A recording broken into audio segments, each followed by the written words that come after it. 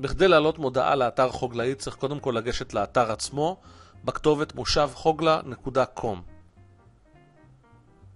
באתר עצמו ניגשים ללוח המודעות בלחיצה על הקישור פה. הגענו ללוח המודעות. כדי להעלות מודעה צריך להיכנס לטופס העלאת מודעה.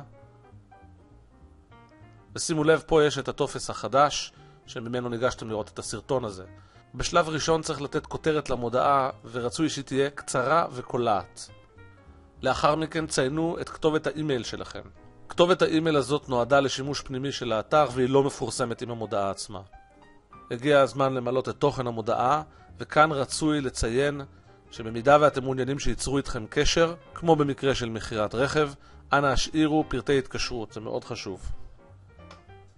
הנה הפרטים, יש כאן מספר טלפון, יש כתובת. שלב אחרון, הוספת תמונה. אמנם זה לא חובה, המודעות עם התמונות רואות הרבה יותר תגובות ופעילות. אז אנחנו ניגשים לכפתור הזה כדי לבחור קובץ מהמחשב שלנו. אפשר ללכת בתוך המחשב שלנו לתיקייה שבה התמונה שאתם רוצים להעלות נמצאת, במקרה הזה התיקייה הזאת פה. הנה התמונה של האופנוע, סימנתי אותה. אני לוחץ כאן על Open, או עם הממשק שלכם בעברית, פתח. שימו לב שהשם של התמונה כבר מופיע פה בצמוד לכפתור, ובשלב הזה אני לוחץ על פרסם מודעה. זה הכל.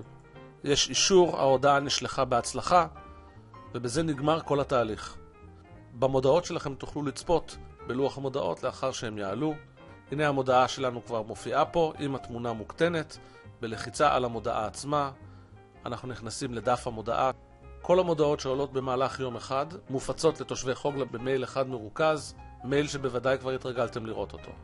תודה שצפיתם ואני מקווה שתפיקו תועלת מלוח המודעות.